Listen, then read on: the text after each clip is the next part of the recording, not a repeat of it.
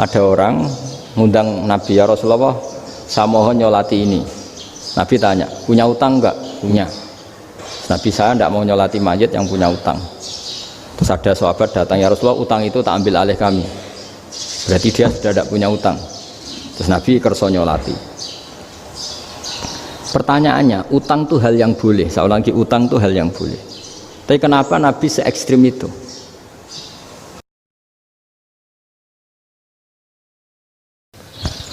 Assalamualaikum warahmatullahi wabarakatuh. Waalaikumsalam warahmatullahi wabarakatuh. Alhamdulillahirabbil alamin. Allahumma shalli wa sallim ala habibika Mustafa ka nabiyina Muhammadin wa ala alihi washabihi asma'in. Amma ba'du. Yang kita hormati Bapak Rektor UMN Dr. Fauzan MPD, Bapak Suparto, Bapak Haris, Bapak Stardi, dan Bapak Irwinto, juga Direktur Telkom Bapak Mungkas, teman-teman UMM dan semua yang mendengar yang kami hormati. Ini ngaji itu harus objektif itu jujur. Jadi bisa saja korbannya ayah saya, bisa rektornya, bisa semuanya, tapi korban dengan makna yang bagus. Karena di antara saran Al-Quran, Allah ngendikan kalau belajar atau mencari nasihat atau mencari kebaikan apa saja, itu diistilahkan walau ala anfusikum awil walidaini wal aqrabin, meskipun ketentuan itu merugikan kamu. Jadi ketentuan apapun yang merugikan kita, kita harus tetap kaji meskipun itu tidak menguntungkan kita. Karena banyak problem, mulai dulu sebenarnya problem itu orang yang wakam da'in yadda'i annahu da'a ilallah, tapi hakikatnya yad'u ila nafsi. Jadi banyak da'i yang mengklaim dirinya mengajak ke Allah dan Rasul, tapi sebetulnya hakikatnya mengajak ke kelompoknya sendiri. Saya ini termasuk kiai yang masih orisinil. Artinya orisinil gini, suatu saat atau kapan saja saya kok sudah tidak laku jadi kiai, asal Islam jalan tetap senang. Karena nggak penting yang populer saya apa enggak, itu tidak penting. Yang penting agama ini tetap jalan. Sama, negara ini harus jalan siapapun presidennya. Ya, ini penting saya utarakan karena perbedaan antara nafsu dan komitmen beragama itu tipis sekali. Sehingga dulu pernah ada cerita, ini bukti keadilan Rasulullah SAW. Pernah suatu saat Nabi itu ngaji, yang ngaji seperti ini. Terus ada pemuda dengan cueknya ngelewati masjid yang sedang dipakai Nabi ngaji. Sehingga cerita semuanya ngomel ya, bergumam. Celaka betul pemuda itu, ada Nabi ngaji kok tidak ikut ya. Tapi Nabi secara besar hati ngendikan, ini ada di beberapa kitab di Fadhailul Kasbi, keutamaan kerja. Kata Nabi, pemuda itu mau mencangkul di lahannya. Jika dia mencari nafkah untuk keluarganya, untuk kebaikannya, maka itu bagian dari ajaranku. Jadi Nabi berbesar hati bahwa kerja seperti itu bagian dari ajarannya. Jadi tidak harus datang ke majelis ngaji. Dan bisa saja yang sedang hadir itu ya orang yang hindari istrinya minta belanja, dari ngaji terus bener dituntut belanja kan gitu. Mungkin anak-anak UMM yang kesini daripada tengok-tengok yang Malang bosen jalan-jalan ke Rembang gitu. Nah, jadi nggak mesti bener juga niatnya gitu. Jadi ya sama itu. Jadi kalau di dunia kiai yang masih orisinil itu, nafsu itu bener-bener dilatih. Maka masyhur dalam cerita ada orang perang sama Ali radhiyallahu anhu. Ketika perang ini sangat semangat, tapi ketika orang itu meludahi dan Sayyidina Ali ini tersinggung karena diludahi, Sayyidina Ali langsung angkat tangan, sudah perangnya nggak usah diteruskan karena saya marah sama kamu sekarang demi nafsu karena kamu meludahi saya, padahal saya tadi motifnya demi Allah dan Rasul. Jadi sangat tipis bedanya kita emosi karena diri kita dan emosi karena Allah dan Rasul. Sehingga ketika diludahin ini terus beliau mikir, jangan-jangan perang saya karena saya diludahi. Nah, yang hilang dari peradaban modern adalah Allah itu tidak begitu hadir di hati kita. Saya sering cerita di mana-mana, teks hadis itu sebenarnya berbunyi gini, ini hadis sahih. Mangka na yu'minu billahi wal yaumil akhir fal yukrim jarohu. Ada yang fal yukrim jarohu doifahu, ada yang fal yakul khairan aul yasmut. Siapa yang iman dengan Allah dan Rasul maka harus memuliakan tetangganya, memuliakan tamunya. Dulu itu ada seorang ulama dipanggil anak muda, dibully terus sekarang. Wahai kiai, datang ke rumah saya. Datang kiai itu. Setelah sampai ke rumah orang itu, silakan kiai kembali ke rumahnya. Saya tidak butuh kiai. Kiai itu dengan riang kembali. Setelah di rumah dipanggil lagi. Pak Yai, silakan datang ke rumah saya. Datang lagi. Ya senyum-senyum kiainya santai.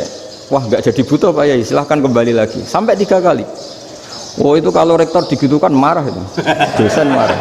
Kiainya santai. Santai, senyum-senyum, rileks. Ketika ditanya, kenapa Pak Yai tidak tersinggung? Jawabannya unik. Anak muda, saya ini senang sekali nuruti perintah Allah, disuruh menghormati tetangga. Sehingga ketika Anda manggil ya saya datang. Ketika Anda nyuruh pulang ya saya pulang. Saya senang sekali nyenangkan tonggo. Dan itu perintah Allah, jadi tidak ada hubungannya dengan kamu. Wah, pemudanya nangis minta dimaafin. Kalau kita kan enggak, kita ini dosen, kiai, mungkin kita doktor, mungkin kita profesor. Tapi kita ini sering didikte oleh orang bodoh. Kalau orang bodoh itu jengkel, lo kita ya jengkel. Lo kamu jengkel, dijengkelkan orang bodoh itu namanya terdikte. Itu bodoh apa pinter? Oh itu tidak pinter sama sekali. Kalau betul-betul kamu pinter, hanya bisa didikte oleh Allah Subhanahu wa ta'ala. Jadi antara hukum Allah apa? Wa ahsin man asa'a ilaika, berbuatlah baik sama orang yang berbuat buruk sama Anda. Itu dikteannya Allah. Kalau dikteannya orang-orang bodoh kayak dimangkel ben mangkel, terus kamu mangkel. Itu bodoh apa pinter? Nah, problem kita kekinian adalah wong pinter wong bodoh itu podo-podo bisa didikte oleh sekelilingnya. Terus karuan wataknya perempuan seperti itu, wataknya anak-anak seperti itu, kita didikte. Anak-anak jengkelin kita mangkel, berarti kita didikte oleh orang bodoh. Makanya agama itu unik, kadang ngendikan wa ahsin man asa'a ilaika, kadang wasil man qata'aka, sambunglah orang yang memutus kamu. Karena dengan demikian kita hanya didikte oleh Allah Subhanahu wa ta'ala, bukan didikte oleh hukum sosial. Cara Jawane nak ngapiki tangga sing apik akeh tunggale. Berbuat baik sama yang berbuat baik pada kita itu, mbok orang fasik ya seperti itu, maling ya seperti itu, sama. Tapi kalau berbuat baik sama orang yang berbuat jelek sama kamu itu baru luar biasa. Dan memang teksnya hadis wa ahsin man asa'a ilaika, berbuat baiklah sama orang berbuat buruk sama kamu. Jadi nggak boleh orang didikte. Makanya ngaji di sini diantaranya saya akan cerita dalam sebuah hadis sahih, dalam hadis hasan yang diriwayatkan Imam Tirmizi, ada kalimat dari Rasulullah SAW. Dawe Nabi, la takunu imma'atan taquluna in ahsanan nasu ahsanna wa in zalamu zalamna walakin watti'u anfusakum in ahsanan nasu an tuhsinu wa in asa'u alla tazlimu. Kamu jangan jadi orang yang mudah diombang-ambingkan oleh orang sekeliling kamu, yaitu kamu mengatakan jika orang baik ke saya akan baik, jika orang buruk ke saya juga akan membalas buruk. Itu namanya Anda didikte. Tapi berkomitmenlah kamu akan berbuat baik meskipun orang lain berbuat buruk. Nah sekarang logika sosialnya begini, kalau di Indonesia itu ada 1000 kiai, ada 1000 profesor yang ingin membenahi Indonesia, rata-rata orang awam itu semau gue, terus mereka mendikte kita, perilakunya agak simpatik, perilakunya jengkelin, terus 1000 profesor ini ikut jengkel, itu kira-kira jadi solusi apa goblok bareng? Sama 1000 kiai ini ikut jengkel, ini jadi solusi apa goblok bareng? Goblok bareng. Nah problem sekarang kita ini biasa didikte orang bodoh. Nah makanya ciri khas orang muslim itu kata Nabi, mangkana yu'minu billahi wal yaumil akhir, jadi baik tetangga karena perintahnya Allah dan Rasul. Pentingnya apa? Bedanya karena berbuat baik ini perintahnya Allah, mbok tonggo apik lah kita tetap apik karena perintahnya Allah dan Rasul. Begitu juga dengan hubungan dengan istri, dengan anak. Mbok bojomu lagi cerewet lah ya tetap apik. Karena dengan cara itu kita hanya tunduk kepada Allah dan Rasul. Tapi kalau kamu, istri saya kalau baik ya saya baik, kalau enggak ya enggak, berarti Anda didikte oleh perilakunya dia. Itu latihan, ya kalau dalam bahasa pondok latihan jadi wali itu yang paling berat itu. Nabi itu kalau sama orang munafik itu sabarnya Masya Allah. Padahal Nabi berso kalau orang itu orang munafik. Karena dengan cara seperti itu, bahwa kebaikan Nabi pada seseorang itu atas perintahnya Allah dan Rasul, bukan atas nama servis. Kalau Nabi hanya baik kepada Abu Bakar, itu mungkin orang bilang, wis adune wong Abu Bakar baik sama Nabi. Tapi kalau Nabi baik sama orang munafik, Abdullah bin Ubay bin Salul, itu kalau nggak perintahnya Allah dan Rasul itu nggak bisa. Nah ini cobalah berlatih seperti itu, sehingga kita tidak mudah didikte. Ya saya ulang lagi, nggak mudah apa? Didikte. Maka di antara kebaikan Allah dan Rasul adalah bahkan orang dolim saja diberi jatah rahmat. Makanya tadi seperti mukadimah yang dibaca Pak Haris tadi, agama ini rahmatan lil alamin. Orang yang dolim saja dapat jatah apa? Rahmat, apalagi yang soleh. Nah kemudian yang perlu dicatat, kenapa kita menjadi enjoy dengan Islam? Islam itu adalah agama yang tidak didikte oleh materi. Jadi kalau Anda ingin makan enak, mungkin kalau pikiran kebanyakan orang, anak-anak muda yang milenial, yang gaul, ingin makan enak ya makan yang disukai. Misalnya sate atau bakso Malang atau apa. Kalau orang-orang yang jadi wali gak gitu cara berpikir. Ini yang masih orisinil. Ditanya, ini dunia baru kesulitan makanan, baru resesi. Cara makan enak gimana? Jawabannya lucu. Ya gampang, idamuhu alju. Idam itu lauk. Kalau kamu ingin makan lauknya paling enak apa? Alju. Kamu harus lapar banget. Sampai kalau puasa itu melihat tempe itu wah luar biasa. Tapi kalau kamu nggak puasa, air putih itu nggak menantang. Tapi kalau puasa, tempe air putih itu menarik dan Anda tetap lahap. Apa? Karena lauk terbaik adalah alju, yaitu lapar. Nah tapi kita ini enggak. Kita ini kayak orang bodoh. Kayak orang bodoh tadi, profesornya makan nyaman ya kalau sesuai selera. Nah itu kan sama dengan anak-anak ABG. Anak ABG itu makan lahap ya kalau yang disukai. Lalu bedanya apa ABG sama profesor? Kalau cara berpikir masih sama kan itu. Kiainya juga gitu. Kiai makan enak kalau yang disukai, kalau enggak ada. Lalu bedanya apa kiai sama orang awam? Orang awam juga gitu, makan lahap ya kalau yang disukai. Nah ternyata perilaku kita ini yang pintar sama yang bodoh sama mas. Kalau kamu ingin berkasta lebih baik, itu cara makan enak itu apa? Idamuhu aljur.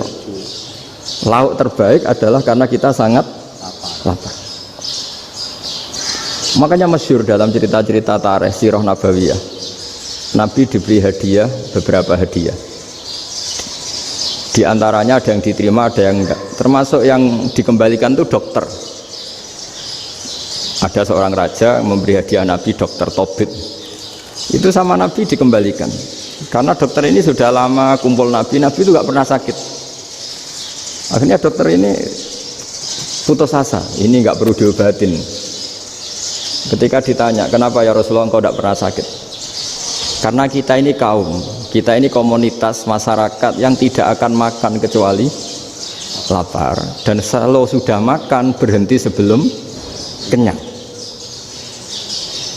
Jadi sederhana sekali pengobatan zaman Nabi. Sebagian besar penyakit itu pasti disebabkan kita ceroboh dalam hal makan. Sudah ngerti kalau durian masalah, kalau makan durian enggak kehitung gitu. Apalagi kalau gratisan itu tambah banyak. Gitu. Pola tidur juga gitu kata Nabi, dan kita tidak tidur kalau tidak sangat ngantuk. Nah itu namanya orang-orang soleh yang sudah ada didikte materi. Kalau yang didikte materi kan bisa tidur nyenyak kalau kasurnya enak, AC gini-gini. Sebenarnya enggak, tidur enak itu ya kalau sangat ngantuk. Mbok di gudang, mbok di bis, kalau sangat ngantuk ya semuanya ya enak. Sama, mbok lapar, mbok hanya tempe, tapi kalau sangat lapar itu ya enak. Nah ini ilmu yang mulai hilang, ilmu-ilmu yang mulai hilang. Nah, cara ibadah juga gitu. Kita ini kan, saya ini punya bapak kiai, mbah kiai, punya guru yang sangat alim ya seorang kiai Kiai Memun. Itu dulu kita pengkaji ilmu itu tidak pernah tahu bedanya NU dan Muhammadiyah.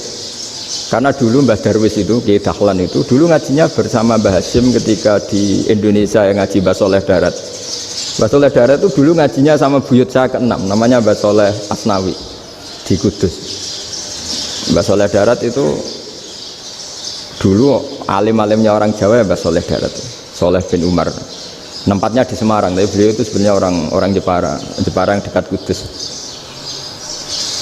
Setelah di Mekah, Mbah Hashim ini mondoknya mulazimnya ke Syekh Mahfud Termas, tapi sesekali ke Syekh Khotib Minangkabau. Nah yang Mbah Ahmad Dahlan lebih sering ke Syekh Khotib Minangkabau, sesekali ke Mbah Mahfud. Singkat cerita, karena Syekh Khotib Minangkabau sudah modern, terlibat organisasi dunia.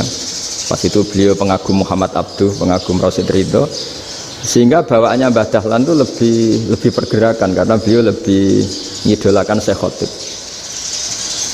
Nah Syekh Khotib sendiri sebenarnya orang Minangkabau, jadi beliau namanya Muhammad saja sebenarnya. Jadi menantunya orang Arab.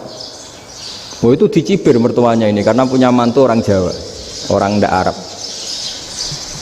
Singkat cerita terus si mertuanya bilang gini, kamu jangan pernah bilang kalau orang Arab itu mansa kanal Arab, orang yang bertempat di Arab.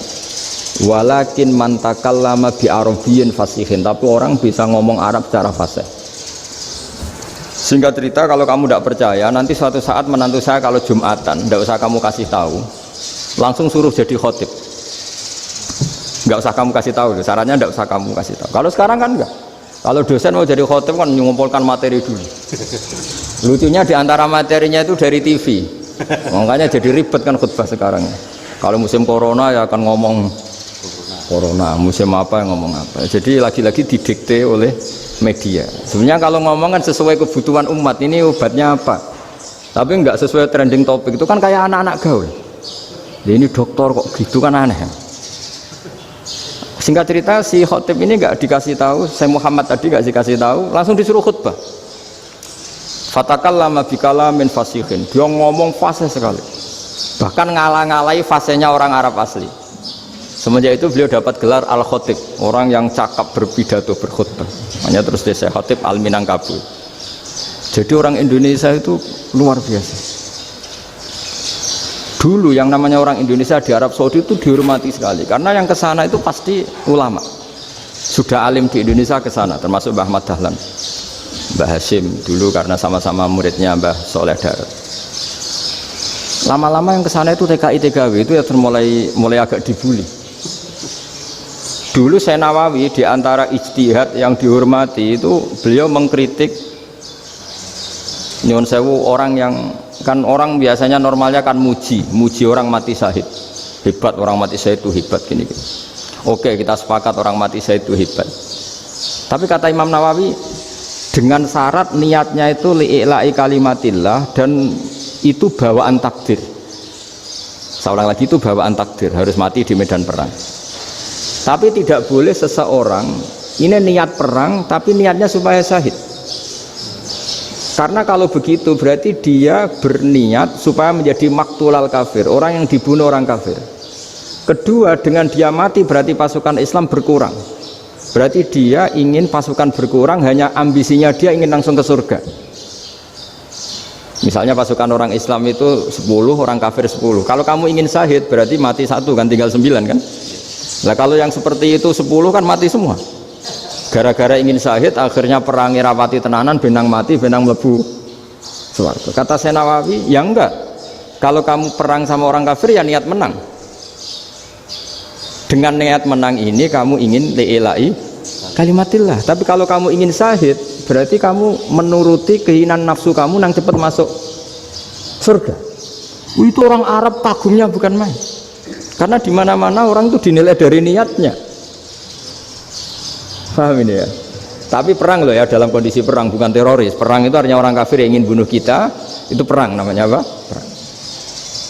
Dulu orang cerita syahid itu hanya pokoknya syahid itu hebat, pokoknya syahid itu hebat.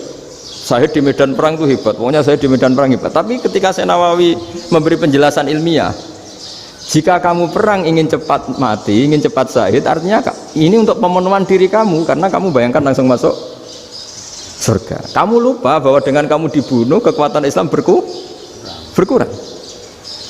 Akhirnya beliau memberi penjelasan, syahid itu bagus, itu sebagai takdir. Hanya takdir itu kita perang yang ingin menang, tapi takdirnya mati. Jangan dibalik, oleh perang rapati tenanan benang mati nang mlebu. Itu yang pertama, termasuk ulama yang pertama memberi penjelasan itu Syekh Nawawi. Akhirnya melahirkan kekaguman yang luar biasa dengan tafsir Munirnya itu. Terus beliau itu orang yang rileks kalau menjelaskan ilmu. Ini ya juga guru-gurunya Mbah Hasyim, Mbah Guru sama Mbah Hasyim sama Mbah Ahmad Dahlan Syekh Nawawi itu. Jadi dulu yang alim di Arab itu ada Syekh Nawawi, ada Syekh Khotib Minangkabau, ada Syekh Bakir Jogja, ada Syekh Mahfud Termas. Itu orang Indonesia banyak sekali yang alim. Bahkan diantaranya yang dikagumi Al-Azhar itu juga orang Indonesia, nama Syekh Abdul Manan, itu mbahnya Syekh Mahfud Termas. Itu pertama ada duta besar Indonesia di Mesir, itu termasuk barokahnya Mbak Abdul Manan tadi, itu juga orang Indonesia. Jadi pemahaman ulama Indonesia itu khas, termasuk ketika memaknai apa? Syahid.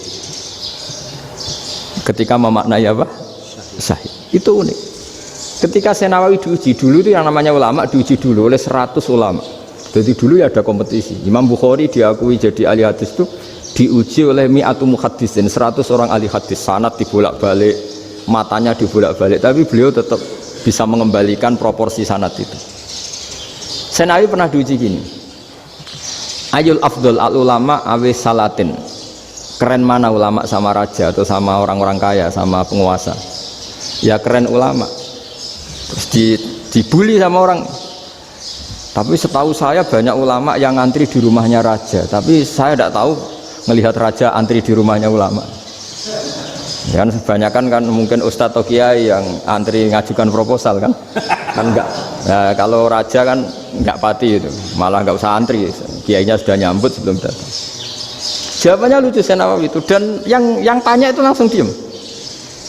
Ya karena ulama itu tahu fungsinya uang, sehingga cara nyari sampai seperti itu. Sementara raja-raja itu tidak tahu fungsinya ilmu, makanya tidak pernah sowan ulama gitu. Sehingga jadi ya dianggap enteng saja. Ulama kan tahu fungsinya uang, tahu untuk pondok, tahu masjid. Sementara raja tidak tahu fungsinya ilmu.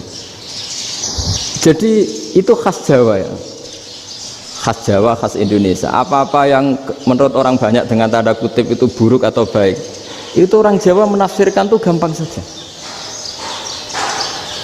Sehingga semenjak itu Jawa itu dipandang betul. Saya punya kitab namanya Qadhayal Haji wal Umrah. Itu terbitan Hayatul Ulya Arab Saudi, milik Wahabi.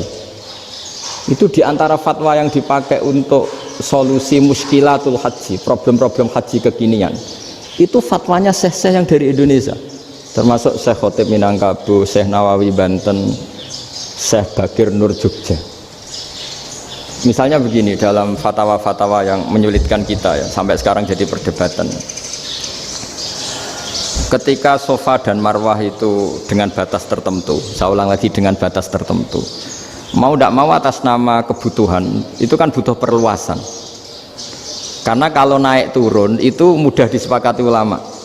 Jadi misalnya gini ya, saya punya tanah seluas ini. Pasti orang akan mengatakan sampai bawah ya tanah saya, sampai atas tanah saya. Itu mujma' alaih, itu disepakati. Sehingga Nabi ngendikan al-Ka'bah min tuhumil ardi ilas sama Ka'batun. Ka'bah sampai ujung bumi sampai ke aras semuanya Ka'bah. Sehingga tidak ada perdebatan ulama ketika Masjid Haram ditingkat, kemudian yang di atas sholat tetap dia menghadap Ka'bah. Tidak harus diluk melihat di bawah, enggak. Karena Ka'bah sampai langit. Sama, tanah Anda kamu tingkat sampai 10, nggak ada tetangga protes karena bawah sampai atas tanah Anda. Tapi kalau diperluas, tanah Anda kamu luaskan setengah meter saja atau 3 cm saja, iso geger mbek tonggo.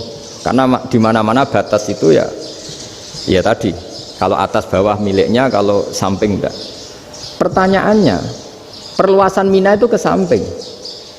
Perluasannya Matof yang Mas'a itu juga ke samping. Geger kan ulama dunia.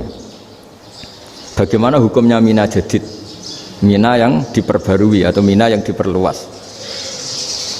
Itu diantara rujukan baik yang membolehkan maupun yang menentang. Itu ya syekh-syekh Indonesia. Itu orisinal tuh. Saya punya kitab orisinal terbitan Hayatul Ulya, kira-kira ya kemenaknya Arab Saudi kalau di Indonesia itu. Itu yang dirujuk dawuh Syekh Nawawi, dawuh Syekh Khatib Minangkabau. Karena apa? Ada logika khas Jawa. Misalnya begini, meskipun saya tidak perlu fatwa Mina jadid sah apa enggak, memang jadi perkhilafan ulama. Misalnya kampung ini dinamai Mina. Pertanyaannya gini, tanah yang di samping ini bisa milik Anda apa enggak? Ya bisa Gus kalau dibeli atau dihibahkan. Berarti tanah di samping Anda menjadi milik Anda karena ada proses pengambil alian lewat beli maupun hibah. Nah masalahnya ini negara itu berhak menganeksasi atau memasukkan ini sebagai Mina. Itu ulama Jawa kalau ditanya alasannya apa? Fa innal muttasila bis-syai' hukmu dzalika syai'. Karena yang gantet, yang mutasil itu bisa dihukumi seperti sesuatu itu. Jadi kalau ini Mina, ya yang gantet Mina ini ya bisa dikatakan Mina. Beda dengan membuat Mina Malang Mina, wah itu tidak bisa, tidak mutasil kan. Itu enteng sekali ulama Jawa. Satu ya tentu karena kebutuhan, tapi asal masih al-muttasilu bihi, yang masih tanah yang masih mutasil dengan. Nah ketika perluasan mas'ah antara sofa dan marwah kan misalnya ini batas luasnya sofa, ini batas luasnya marwah. Lalu atas nama kebutuhan sofa marwah itu sampai sini, sampai agak meluas ke sini. Itu geger Arab Saudi. Wah ini gimana? Padahal tawaf itu harus antara gunung sofa dan gunung marwah. Sa'i itu ya. Tapi kalau istilah Quran memang tawaf sama-sama. Makanya apa? Inna sofal marwata min sya'airillah faman hajjal baita wa i'tamara fala junaha alaihi ayyat tawafa. Nah, jadi kalau istilah sa'i di Quran itu masih tawaf. Karena harus ada, kalau bisa lah, bukan harus. Kalau bisa memang harus ada unsur muternya. Kita kalau sa'i kan dari sini sofa sampai sini marwah, terus kan agak muter ke sini. Nah, kan agak membentuk lingkar. Nah, makanya Quran tetap mengistilahkan apa? Tawaf. Jadi bukan sini ke sini terus sini ke sini kan enggak, tapi sini sampai sini terus muter kan, terus sini. Jadi antara setar dan selama ini prakteknya kan gitu ya. Sofa ngambil sini, terus ke sini, terus agak muter. Nah, karena ada unsur agak muter ini terus orang menyebut apa? Tawaf. Tapi itu bukan syarat sah, ini cerita ideal. Saya ulang lagi ya. Gunung Sofa itu puncaknya atau pucuknya kalau dalam bahasa Jawa itu ya hanya segini, ini sampai sini. Nah kelompok Islam yang fikih keras nggak boleh diperluas karena Allah memilih tempat ini itu spesial, jadi nggak boleh ke yang lain. Tapi ketika kebutuhan mendesak mau tidak mau harus diperluas, itu jawabnya Kiai Jawa lucu. Gunung sing ketok itu sing dhuwure tok, sikilane luwih ombo. Jadi karena kan gunung kan bentuknya gini. Nah sofa yang kecil itu yang atasnya, tapi sikilannya sini kakinya lebih luas. Jadi boleh perluasan asal tidak melebihi kakinya. Nah dihitung ya lebih luas. Jadi Kiai Jawa itu kayak wong delok gunung Penanggungan, kayak gunung Arjuna. Di mana-mana puncak gunung itu lebih kecil timbang kakinya.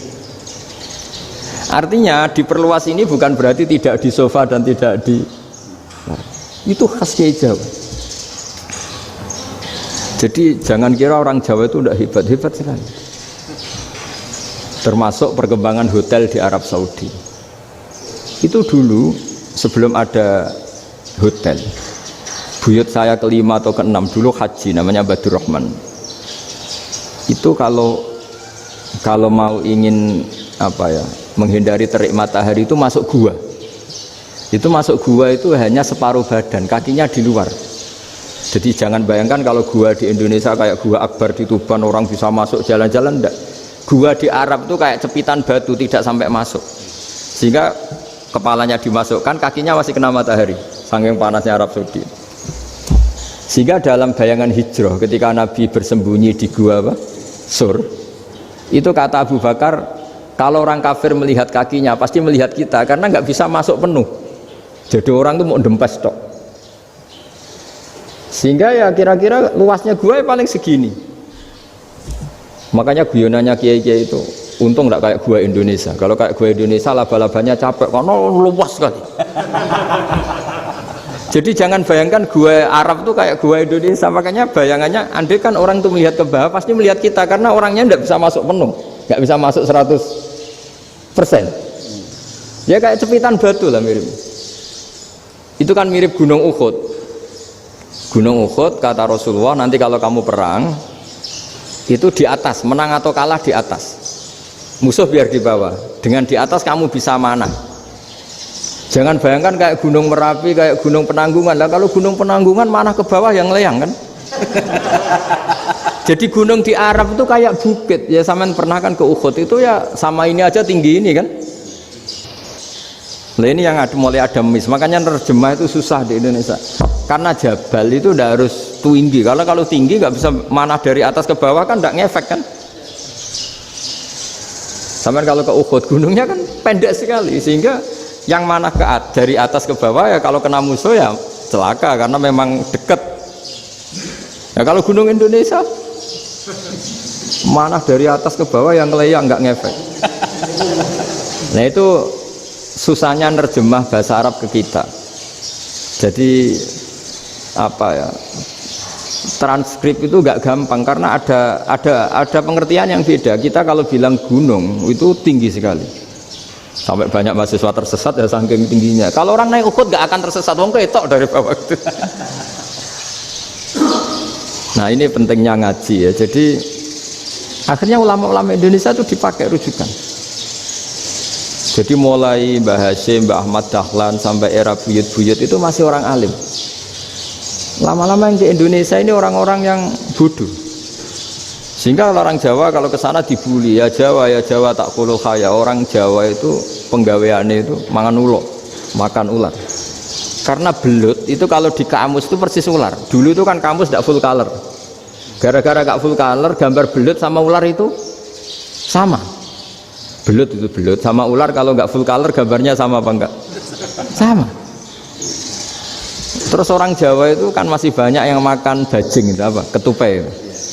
Bajing kalau digambar tidak full color sama dengan tikus. Gambar yang tidak warna hitam putih. Sehingga kita ini dibully pemakan tikus dan pemakan ular. Karena belut itu persis ular kalau digambar yang tidak full color. Sampai datang Syekhona Khalil, datang ulama. Ngarang kitab ya judulnya Al-Belut. Karena nggak terima bangsanya dinyek makan apa? Ular. Terus dikarang. Wal belut hayawanun bakhriyun, terus ya isu fi kadza wa kadza. Itu beda dengan al hayyah. Itu diterangkan. Mulai bisa nerima. Terus sistem hotel juga gitu. Sampai tanyakan dalam sejarah dulu orang Sedayu ada namanya Syekh Mukhtar. Syekh Mukhtar bukan bikin rumah besar yang siapapun orang Indonesia haji itu nempat di sana. Nah itu yang menginspirasi akhirnya ada hotel. Dulu Syekh Mukhtar hanya menyediakan untuk hujat-hujat Indonesia. Lama-lama jadi hotel. Nggak mau saya mau cerita. Kata Mbah Mun sering cerita. Kenapa wa ma arsalnaka illa rahmatal lil alamin, kata Mbah Mun. Allah itu pasti bikin ulama yang tidak produk Arab itu pasti ada. Kalau orang Arab jadi ulama wajar, bahasanya Arab, domisilinya di Arab. Tapi Allah akan selalu bikin ulama yang tidak bangsa Arab. Imam Ghazali itu Tus itu Persia. Imam Bukhari itu kira-kira kalau sekarang ikut Uzbek. Ya, Imam Bukhari itu kalau negara sekarang ikut mana? Uzbek. Kenapa demikian kata Mbah Mun? Karena Allah sudah ngendikan wa ma arsalnaka illa kafatal linnas. Manusia semua ini kena khitabnya Islam. Kalau tidak ada ulama yang dari berbagai negara, kesannya Islam itu hanya milik orang Arab Saudi. Makanya Allah selalu bikin ulama-ulama yang bahkan tidak Arab. Termasuk Imamul Muhaddisin, yaitu Imam Bukhari, itu orang Uzbek, orang Rusia lah kalau sekarang, ikut Uni Soviet dulu. Imam Ghazali itu orang Persia. Syekh Nawawi itu orang Banten. Karena Allah ingin memaklumatkan bahwa Islam ini untuk semua, sehingga orang yang tidak Arab pun bisa belajar Islam, yang alimnya itu nggak kalah sama orang apa? Arab. Makanya ini PR ya. Kalau Gus Dah Ploso nanti ngendikan suatu saat Orang belajar Islam itu bahkan orang Arab pun bisa belajar ke Indonesia. Kalau orang Indonesia bisa alim betul kayak dulu. Sekarang banyak liga antar ulama. Itu orang Indonesia pasti masuk. Ulama-ulama top dunia. Itu pasti orang Indonesia banyak yang masuk. Karena tadi ketika orang Indonesia baca kitab, itu orang Arab itu kagum. Kok bisa ada bahasanya baca secara benar? Bukan sekedar bisa baca secara benar. Karena memang dilatih sedemikian rupa di pondok-pondok. Makanya kita semua lah, yang alim di Indonesia itu kemana-mana ya pasti alim. Dulu putra Mbah Mun namanya Gus Zofur itu tahun pertama ya sudah the best di tahun pertama. Kalau tahun pertama the best-nya ilmunya bawaan dari sarang, dari keluarganya. Gus Najim mondok di Said Muhammad tahun pertama sudah dipuji sebagai yang teralim karena ya sanggup.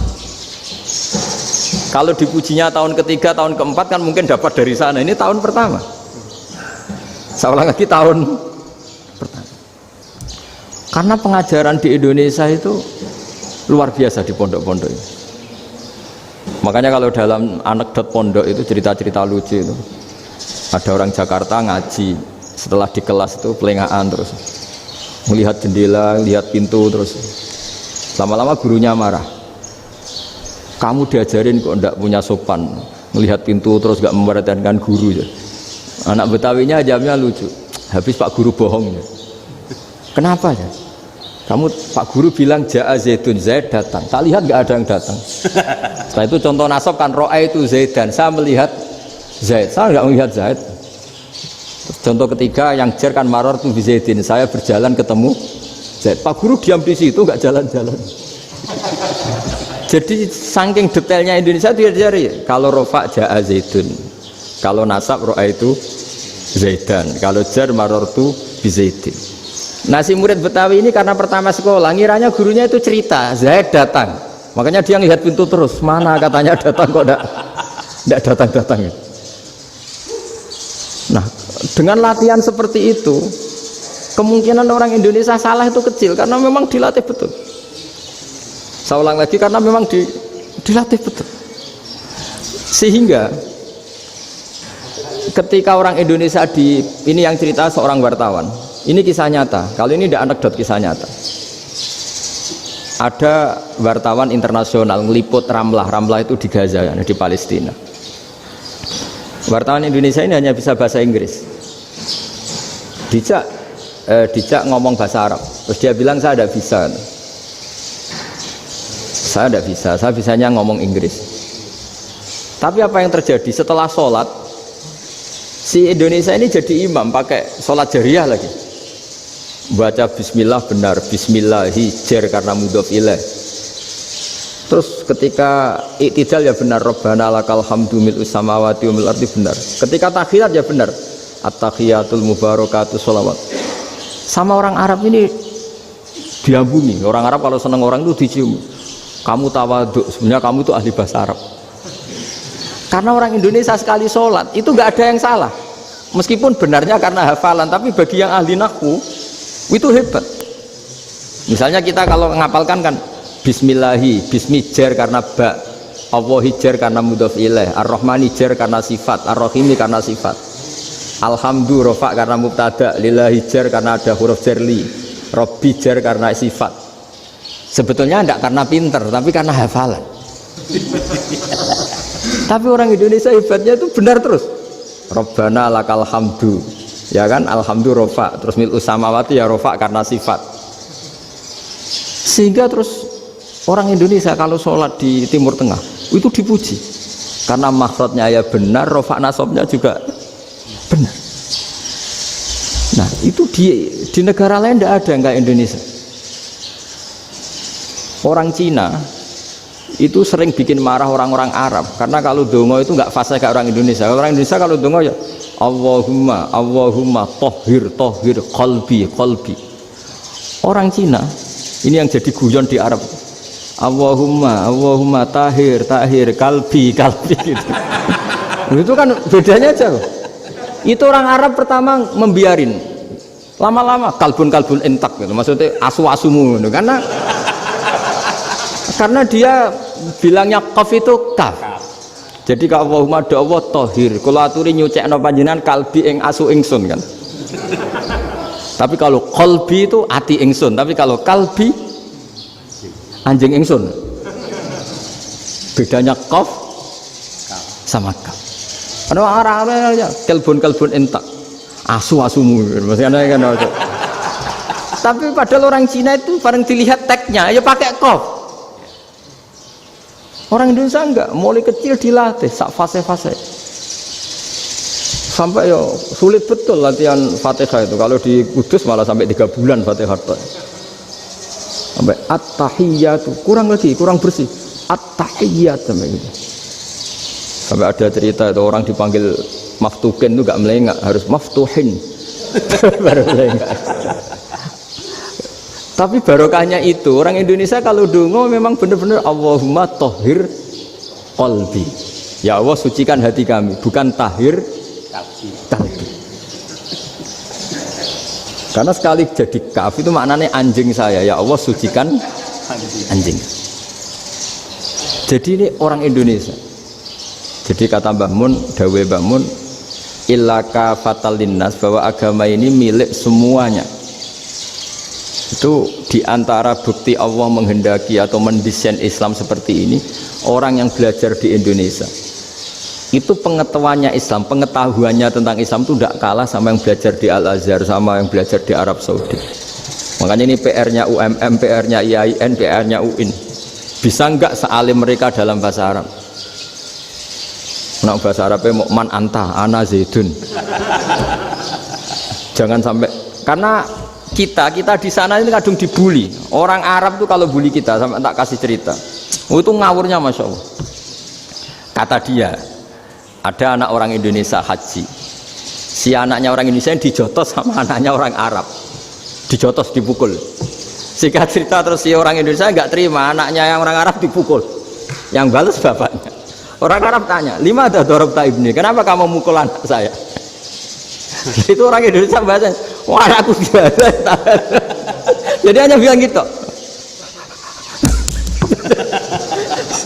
Artinya anak saya dihada ya maka tak ada. Bahasa Arabnya gitu.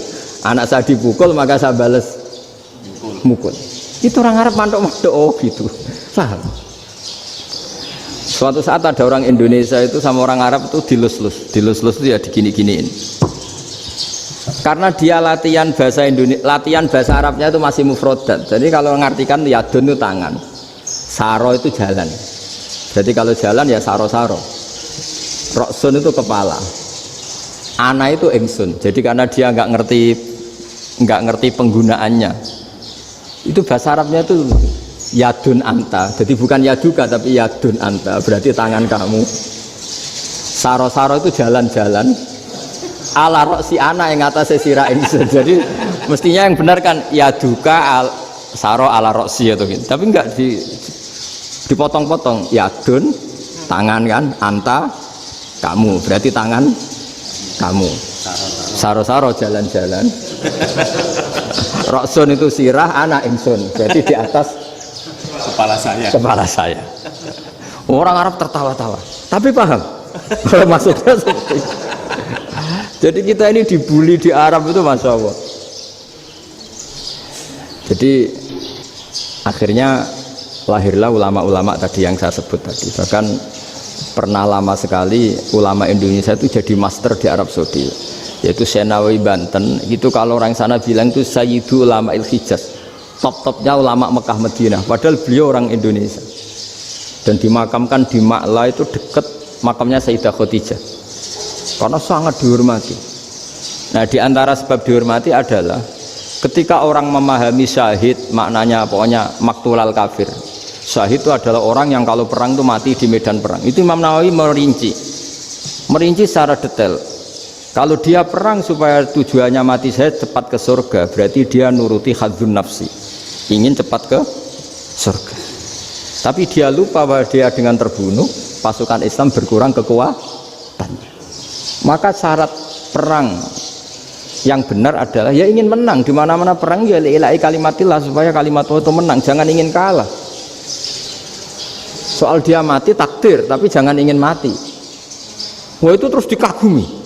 Ternyata memang, oh iya ya, kalau pasukan Islam 10, kafir 10, kita ingin syahid, berarti ya kalau orang ingin syahid kan terus mungkin perangnya ada hati-hati, main ngawur saja terus kalah mati. Sudah apa kalong satu kan, terkurangi satu kan. Nah kalau semuanya 10 punya niat gitu, nah itu Syekh Nawawi. Syekh Nawawi itu orang yang begitu gampang nerangkan Quran. Bahkan ketika orang Arab kesulitan ngartikan famathaluhu kamathalil kalbi intahmil alaihi yalhas atau tatrukhu yalhas. Orang tomak itu ibarat kayak anjing. Anjing itu kamu kasih makan ya tetap melet, menjulur-julurkan lidahnya, kamu ndak ya ndak. Imam Nawawi ditanya, "Ma wajhusibi?" Lalu wajah tasbihnya di mana? Beliau menjawab, "Fit tomak." Jadi anjing punya dua sifat yang berlawanan. Di bab ilmu dipuji, nggak ada hewan yang mudah menerima ilmu kayak apa? Anjing. Sehingga Quran mengistilahkan wa ma 'allamtum minal jawarihi mukallibin. Hewan yang mudah diajari itu oleh Quran dibahasakan sudah menganjing. Karena anjing adalah hewan yang paling mudah apa? Diajarin, itu diakui oleh Quran wa ma 'allamtum minal jawarihi mukallibin. Tapi dia punya sifat yang sangat buruk sekali, yaitu nggak pernah puas.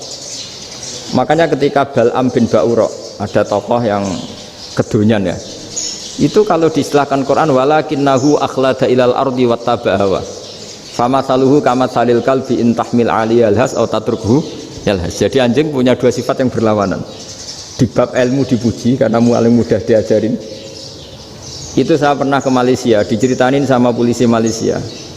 Anjing itu saking cerdasnya itu bisa deteksi CD palsu sama CD bajakan, asli sama bajakan. Itu kan gak kebayang. Kalau narkoba mungkin masih ada bau khusus ya, atau mesiu atau bom masih ada bau khusus. Ini enggak, anjing itu dilatih ngecek CD yang asli sama yang palsu. Wah itu kebablas itu pinternya itu. Itu harganya itu 1 miliar lebih, paling mahal. Jadi mungkin bisa deteksi ini dosen betul apa abal-abal itu bisa. Itu kiai betul apa kiai pesanan itu mungkin bisa. Itu saya punya kitab namanya Al-Hayawanul Kubro. Itu cerita prestasi-prestasi hewan. Itu yang berkuras-kuras sampai berjilid-jilid. Itu ya cerita anjing. Tidak ada hewan sebaik anjing. Di bab itu ya, di bab sampai ya tadi ada anjing yang sangat loyal sama majikannya. Loyalnya Masya Allah, sopannya Masya Allah. Anjing itu mbok lama berbakti sama sampean, nggak mau tidur di ruang tidurnya sampean, dia tetap tidur di luar. Corong Jawa nggak ngelama. Suatu saat si raja ini minum, wisata minum. Pas mau minum diterjang sama anjingnya sampai tumpah. Kecewanya raja ini itu karena selama ini anjingnya sopan sekali. Sekedar ganggu di ruangannya nggak pernah, malah ini mau minum, minuman yang disukai diterjang anjingnya tumpah.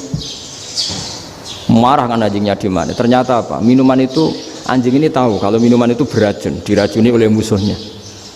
Itu saking hebatnya anjing sampai ketika ngawal rajanya itu tidak sekedar ada penjahat atau maling, bahkan trik-trik kayak minumannya diracun oleh orang lain tuh anjingnya tahu. Sehingga pas mau diminum diterjang sampai terus supaya nggak keminum. Makanya Quran istilahkan anjing itu apa? Wa ma 'allamtum minal jawarihi mukallibin. Hewan piaraan yang kamu ajarin nanti sampai sepinter anjing.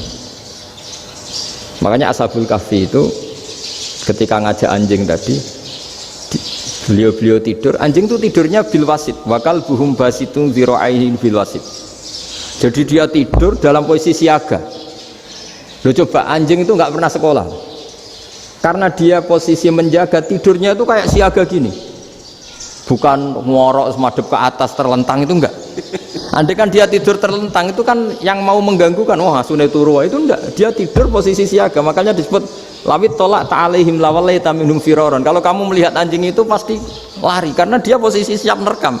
Jadi tidur tapi posisi siap merekam. Jadi matanya tetap terbelalak kayak siaga. Padahal itu enggak diperintah, ya dia memang punya nalar untuk itu. Ini disebut wa ma 'allamtum minal jawarihi mukallibin. Dan dalam teori modern juga gitu. Tapi dalam hukum Islam yang dianut mazhab Syafi'i itu anjing tetap najis. Ya sudah, najis ya najis, tapi ada mazhab lain yang mengatakan tidak najis. Tapi tidak usah ngurmat anjing, geger nanti kalau rektor kampus punya anjing. Tapi ilmu itu bagus untuk kelangenan kadang. Andai kan tidak ada mazhab Malik, maka kita kesulitan menceritakan Ashabul Kahfi yang hewan piaraannya itu anjing. Tapi misalnya anjing disucikan, kita juga nanti susah menjelaskan hadis Nabi malaikat itu tidak masuk rumah yang di situ ada apa? Anjing.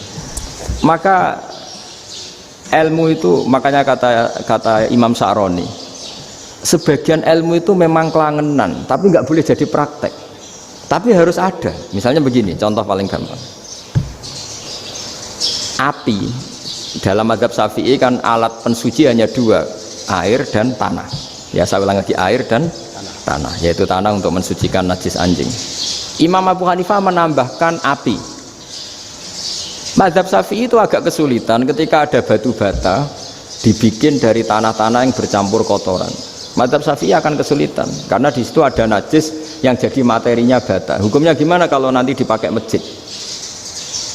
Tapi barokahnya ada beberapa mazhab. Abu Hanifah mengatakan dan api. Jadi apa tadi, air, tanah, api. Alasannya masuk akal. Ketika usatul mukminin, orang-orang mukmin yang ahli maksiat itu sebelum masuk surga, kalau dia dosanya banyak itu dibakar dulu supaya suci. Emas itu untuk memisahkan dengan materi lain juga harus dibakar. Berarti api termasuk alat. Artinya gini, batu bata yang materinya dari tadi najis sekalipun ini menjadi suci karena mengalami pembakaran. Tapi kata Imam Sa'roni, ilmu ini hanya sebagai ilmu. Jangan sampai kalau kamu mau wudhu gak ada air terus membakar diri lah, ini ribet kan. Jadi ilmu itu sebagian memang untuk kelangenan. Karena kita butuh. Andai kan tidak ada mazhab Abu Hanifah, maka kita akan kesulitan pakai bata. Yang kita tahu cara bikinnya kadang di tempat yang kotor, di tempat yang najis. Tapi karena ini ngalami dibakar, maka hukumnya suci menurut mazhab Abu Hanifah. Dan itu sering ulama itu sampai apa? Saya punya kitab fikih namanya Fardul Masail. Pengandaian ada masalah. Jadi masalah itu belum terjadi tapi diandaikan. Misalnya kayak di Texas. Bumi itu bulat bola. Texas itu kalau dibor itu pas Ka'bah. Lalu kiblatnya di mana? Bumi ini kan hanya rubuk-rubuk seperempat, yang ada arah itu seperempat. Tapi kalau Ka'bah itu sama Texas atau Texas dengan Ka'bah itu lalu kiblatnya mana? Wong sudah bebas arah. Maka ilmu mengatakan mara'ahul muslimuna hasanan fawa indahu hasanun. Kamu jangan nuruti ilmu hakikat tapi nuruti mindset. Kalau mainstreamnya orang banyak seperti itu, mindsetnya orang sana misalnya Ka'bah sana ya ikut sana. Tapi ini tidak mewakili hakikat karena kalau yang 380 derajat itu kan terus ribet. Makanya ini kesulitan di bab-bab fikih. Ya saya ulang lagi, kesulitan di bab-bab fikih. Makanya fikih itu selalu bicara, misalnya gini, ada orang sholat. Saya ulang lagi. Setelah salam pertama dia kentut, itu sholatnya batal apa enggak? Itu lama berdebat.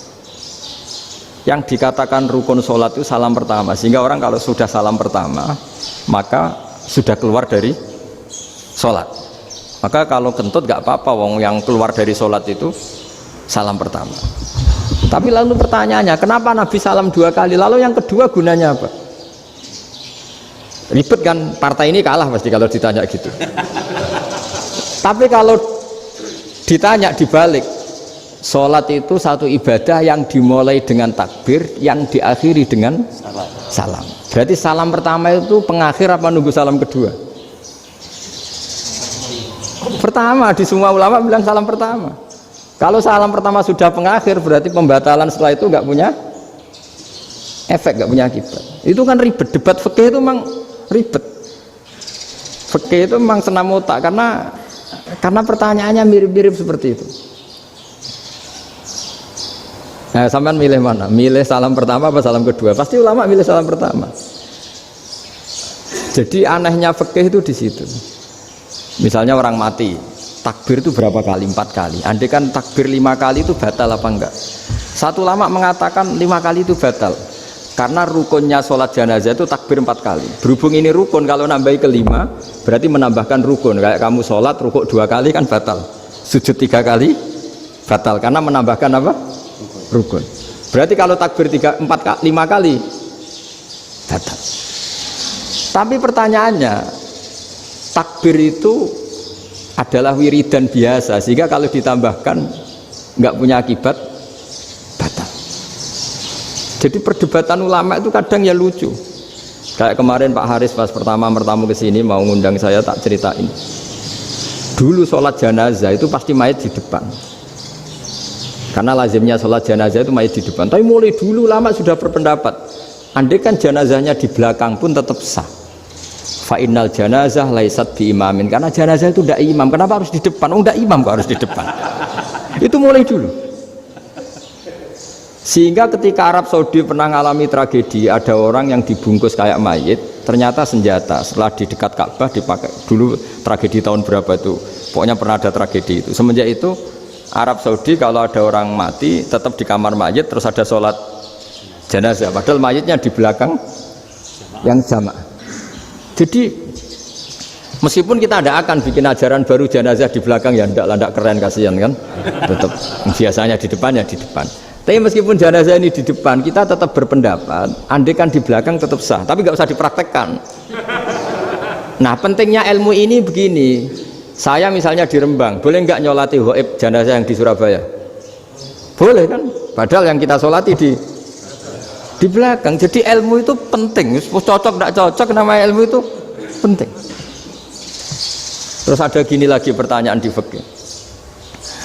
Memang saya sengaja akan ngaji fikih. Kalau ngaji intelektualitas orang Muhammadiyah juara lah. Tapi ini ngaji fikih. Ada orang sarongnya itu pas sampai lutut. Kalau berdiri lututnya tertutup. Tapi nanti kalau ruko agak jengking lututnya terbuka. Itu batalnya nunggu ruko apa mulai takbir sudah batal? Padahal pasti nanti batal kalau ruko ini. Itu ada ulama yang mengatakan, ya batalnya nunggu ruko. Bagaimanapun terjadinya pembatalan waktu ruko.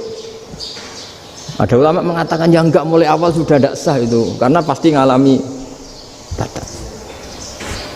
Nah, pertanyaan-pertanyaan seperti itu penting karena lalu Allah menilai apa? Ya nilai niatnya. Misalnya gini, kalau contoh itu mungkin Anda tidak tertarik, tapi contoh begini.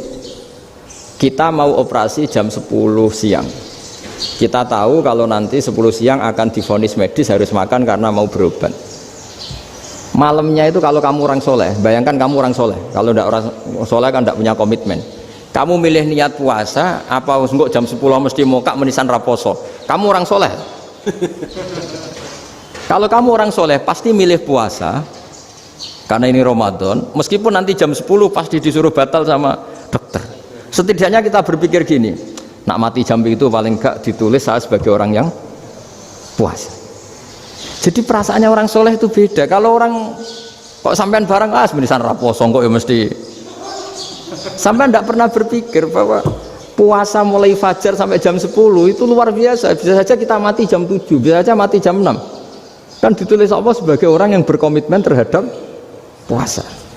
Terus ada kemungkinan kecil, adalah jam 10 itu dokternya sakit atau nggak jadi ke sana. Berarti kamu kan nggak jadi boga. Kan ya mungkin juga. Sama yang tadi, delala sebelum ruko ono wong sing nyarongi sampean. Sehingga sholatnya normal. Kamu tidak menemukan pakaian yang pas, jebule pas setelah ruko, mau ruko ono wong wah sholatnya kira bener disarongi. Itu agama. Jadi agama itu dimulai dari mana coba? Dimulai dari niat, dari komitmen. Nah, sekarang kelirunya kenapa ada garis keras? Agama itu dimulai dari keinginan ideal. Itu yang mulai itu ada orang-orang garis keras. Agama ini enggak, agama ini dimulai dari niat. Sampai ada kaidah agama la yudraku kulluh la yudraku kulluh. Kalau tidak bisa ideal jangan ditinggalkan sama sekali. Tapi orang enggak, sekarang bayangkan Islam itu ideal. Pemimpinnya ya soleh, masyarakatnya soleh, enggak ada maksiat, enggak ada apa. Nan apa ilmu? Kalau secara ilmu mulai dulu ya ada orang dolim, ada orang soleh. Nabi kurang baiknya. Di angkatan itu ya ada orang munafik. Sehingga ulama itu sudah berpendapat ideal itu piye? Zaman Nabi saja ada orang apa? Munafik. Itu ilmu. Kalau nuruti kelangenan inginnya dunia ya steril, nggak ada maksiat, nggak ada. Dan agama itu diciptakan Allah itu memang unik. Calon Nabi misalnya, Nabi Musa itu sing rumat Fir'aun. Ketika Nabi Muhammad lahir sing ribet manitia ini Abu Lahab. Orang dosen UMF. Coba. Karena Allah ingin memaklumatkan ke kita bahwa agama ini akan hidup di kondisi apapun. Asia, istrinya Fir'aun itu termasuk mukminah yang dipuji Quran. Padahal dia bukan istrinya pengurus NU atau pengurus Muhammadiyah, istrinya Fir'aun. Tapi itu pelajaran bagi kita bahwa orang-orang baik itu tidak harus di lingkungan yang baik. Masjid paling makmur itu kadang di dunia mungkin ya jangan bakas Mekah Medina itu karuan. Mungkin di antara masjid yang makmur justru yang di Kanada, di Amerika mungkin. Karena merasa minoritas itu perpustakaannya ada, kajiannya ada. Tapi banyak masjid di daerah pesantren yang malah sepi. Karena kiainya tahu jamaah di masjid itu wajib. Lalu itu ada daerah pesantren, saya ulang lagi ada daerah pesantren. Didikon pengajian, monggo nekani pengajian, maca selawat ning omah ganjaran padha wae. Ribet kan? Mau dibantah itu benar, mau dibiarin merusak tatanan. Jadi saya mohon sekali ya, jadi ilmu itu diperbandingkan supaya perbedaan-perbedaan itu biasa. Dulu Imam Malik itu punya murid namanya Imam Syafi'i. Itu dalam banyak hal itu perbedaannya tajam sekali. Ya saya ulang lagi, dalam banyak hal itu perbedaannya tajam sekali. Misalnya begini, ini terakhir percontohan saya fikih, nanti dikaji sendiri. Ada seorang A'rabi, Ja'a A'rabiyun, ini di hadis sahih diulang-ulang di semua Al-Kutubus Sittah ada peristiwa ini. Ja'a A'rabiyun ila Rasulillah sallallahu alaihi wasallam faqala ya Rasulullah ahlaktu. Qala wa ma ahlakaka qal wa qatu imraati fi nahari Ramadan. Ya Rasulullah, saya ini orang yang rusak. Kenapa? Saya ini hubungan intim sama istri saya ketika masih siang Ramadan. Singkat cerita orang ini dihukum berat sama Nabi. Hukumannya adalah karena dia membatalkan puasa ketika dengan hubungan intim. Sama Nabi dihukum kamu harus merdekakan budak. Wah, tidak mampu ya Rasulullah, saya tidak punya budak. Jadi ini bukti bahwa agama ini sangat sosial sehingga sebagian kafaroh harus memerdekakan budak. Kamu kalau gitu puasa 2 bulan, yang baru puasa 2 hari aja kecelakaan malah disuruh puasa 2 bulan. Ya sudah kamu ngasih makan 60 orang miskin, saya ini orang paling miskin. Kok ini jadi sudah miskin agak hiper lah orang ini. Poso-poso kok gitu. Itu kata ulama kalau orang Jawa gak mungkin makanannya tempe mendoan, gak mungkin itu.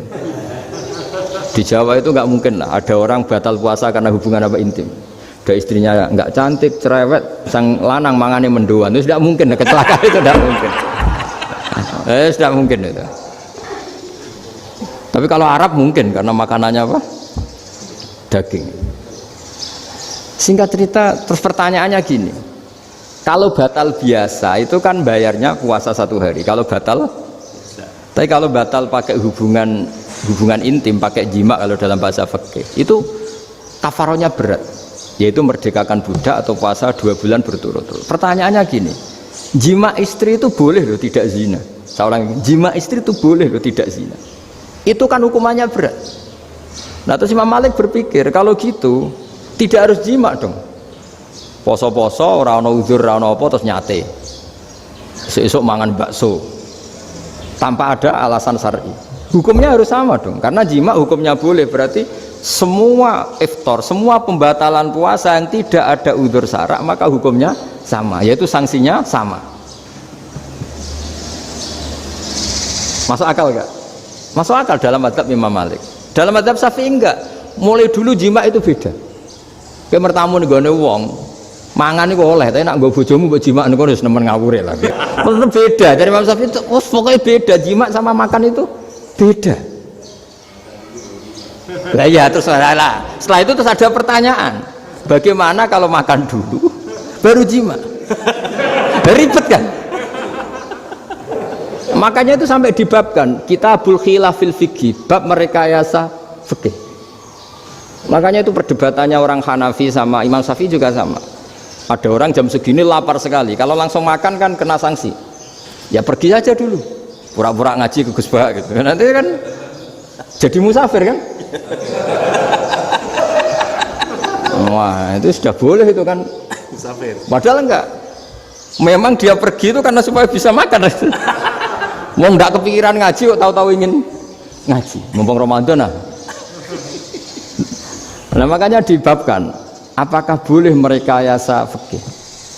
Tapi fikih bisa apa coba? Dengan status kamu musafir ya memang boleh iftar, boleh berbuka. Lah itu terus jadi terus perdebatan ulama menyangkut fikih. Karena memang masalah furu'iyah. Sehingga termasuk perdebatan kita dalam perilaku. Misalnya adat orang NU kalau habis salam itu menghadap ke kiblat karena arah terbaik itu kiblat. Tapi sebagian orang Muhammadiyah atau mungkin semuanya menghadap ke makmum.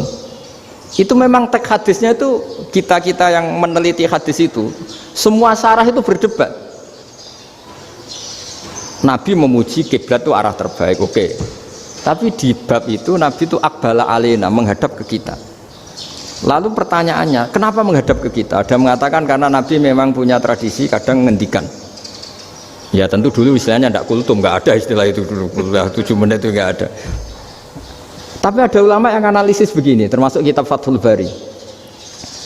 Nabi itu tokoh sentral, taruh lagi Nabi itu tokoh sentral. Ini kata kitab Fathul Bari, bukan kata saya. Nah orang-orang yang imamu kaumi, orang-orang yang jadi imam di daerah masing-masing, tetap kalau sholat itu ikut Nabi. Ikut Nabi setelah salam langsung pulang. Jadi sebetulnya salam langsung pulang itu ya ada sejarahnya karena dia mau jadi imam di daerahnya.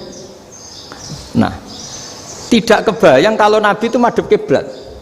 Kalau Nabi madhep kiblat, orang yang masbuk yang barusan datang pasti langsung usolli misalnya fardhu isya'i misalnya.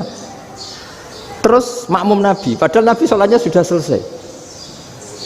Jadi intinya gini kata Fathul Bari, imam setelah salam itu harus bikin gerakan atau omongan atau apa saja yang menunjukkan kalau sholatnya selesai.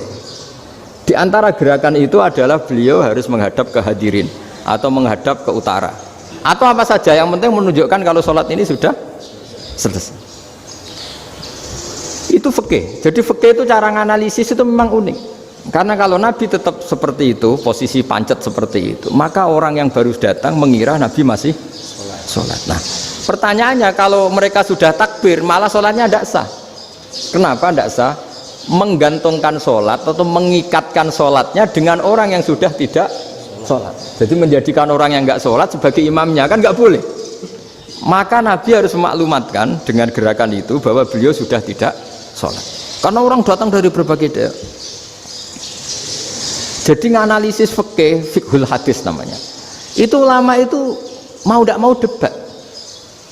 Karena pertanyaannya itu kenapa? Ya memang mau apa? Karena yang namanya sosial itu yahtamilu muhtamilatin, ada sekian kemungkinan. Makanya dalam madhab istimbat itu, ketika Nabi sodakoh pakai tamer, pakai kurma, itu ulama mesti ngitungnya tuh kut. Kut itu makanan pokok. Sehingga Imam Syafi'i mengatakan kalau di Indonesia pakai beras misalnya, karena kutil balad Indonesia itu beras. Oke, Imam Syafi'i mainstream. Tapi ketika era Yusuf Qaradawi di Al-Azhar di Mesir sana, ulama-ulama mulai usil. Sama sih ingat Mbah Mun sering gojlokan, lah iya petani gabah, petani padi wis melarat wajib zakat. Petani cengkeh, kakao, suga-suga wajib zakat hanya karena yang ditanam tidak tidak makanan pokok. Jadi mulai ada ulama mulai gerah lah, kalau bahasa politiknya mulai gerah.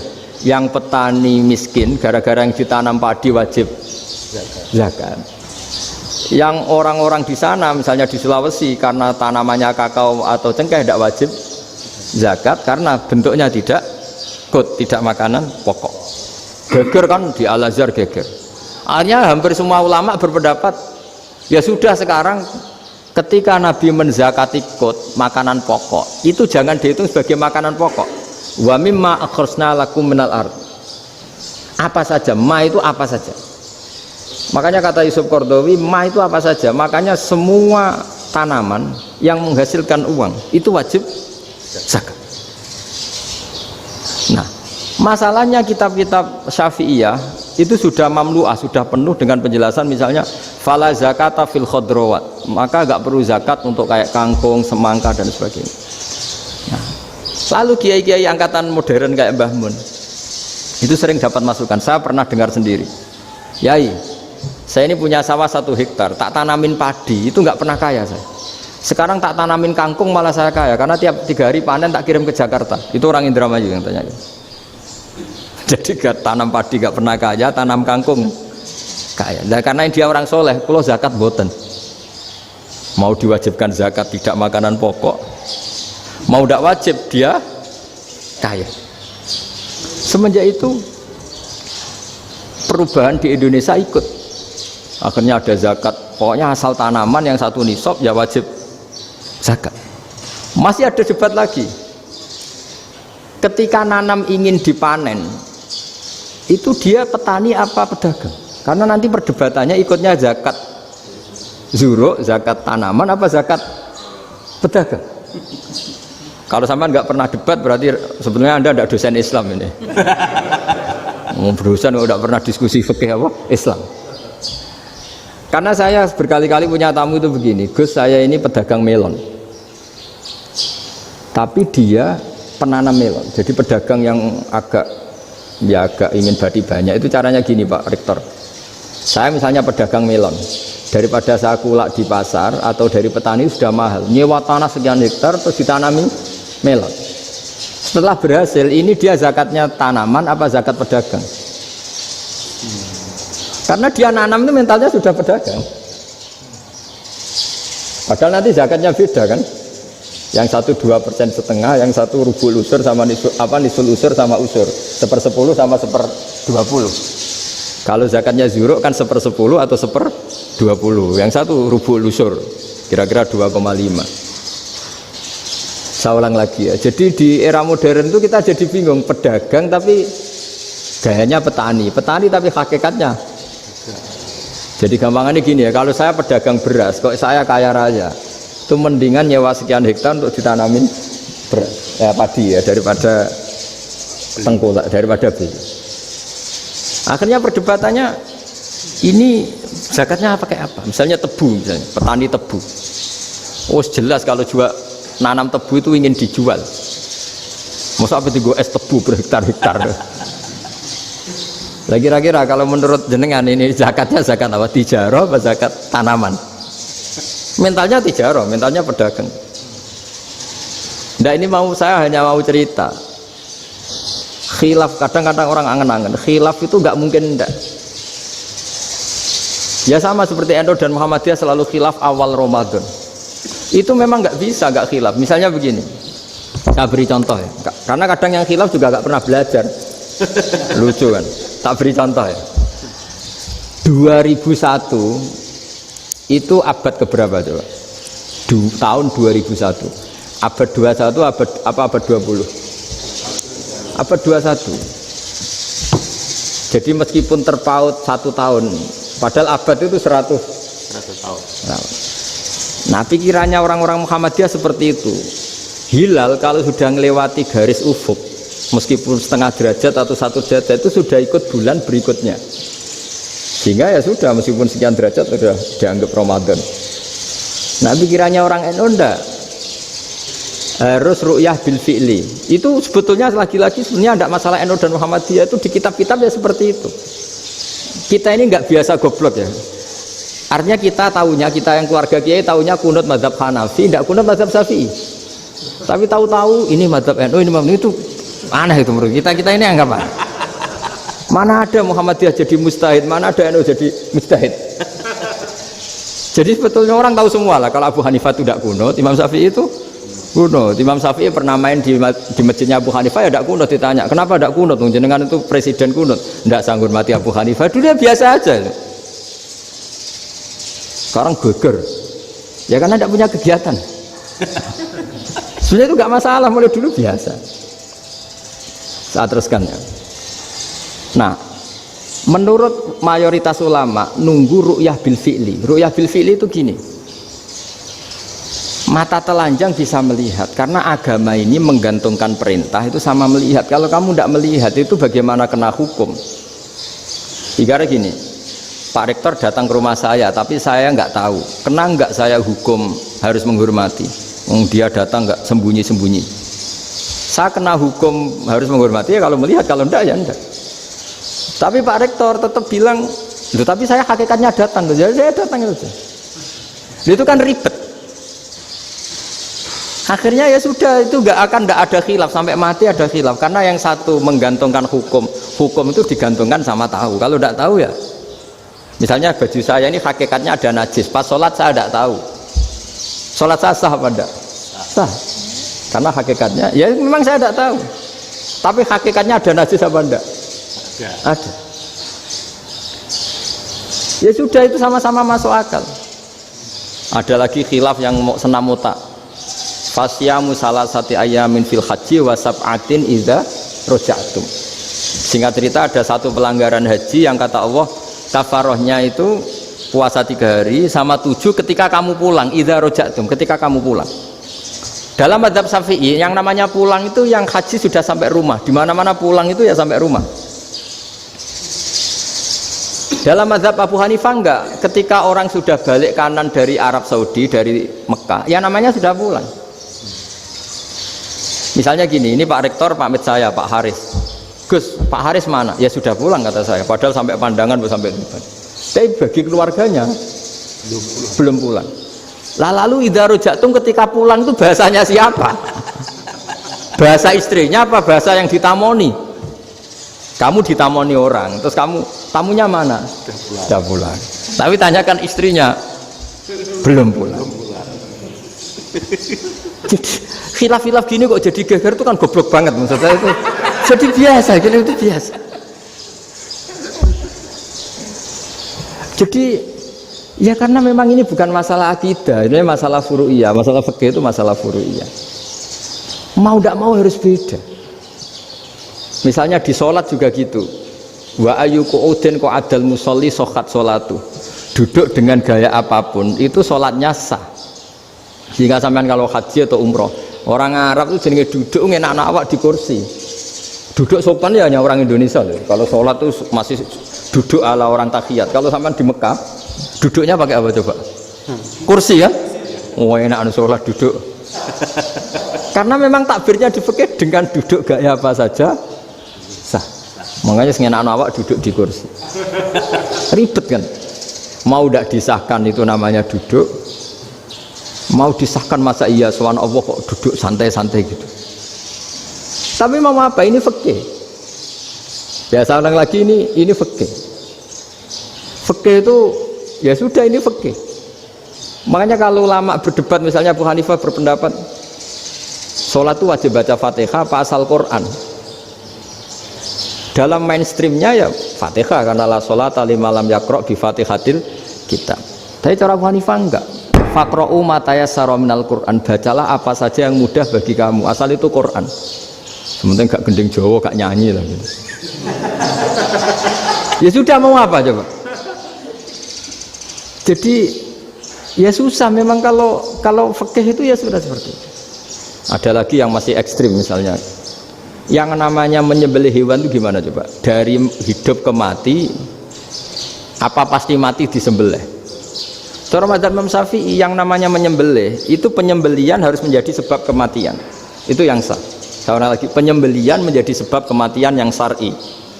Sehingga beliau mensyaratkan hewan yang disembelih ini masih punya hayatun mustaqirrah, punya kehidupan yang normal. Sehingga kalau nggak disembelih ya hidup. Sehingga kalau ada hewan ketabrak truk kejet-kejet mesti mati nih buat sembelih. Itu nggak sah karena nggak usah disembelih ya wes mati kan.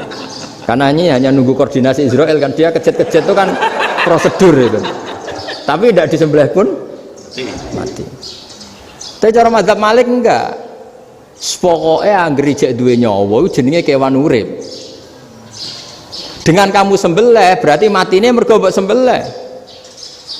Meskipun nanti ya enggak usah disembelih ya mati. Coba hitung secara ilmu matematika. Kalau enggak disembelih hidupnya 5 menit. Gara-gara kamu sembelih hidupnya langsung mati. Terus dia matinya, cara di persidangan matinya disebabkan apa?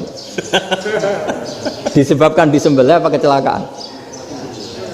Loh, debat toh kamu. Sama-sama UMM aja debat. Kalau yang kecelakaan nggak disembelih.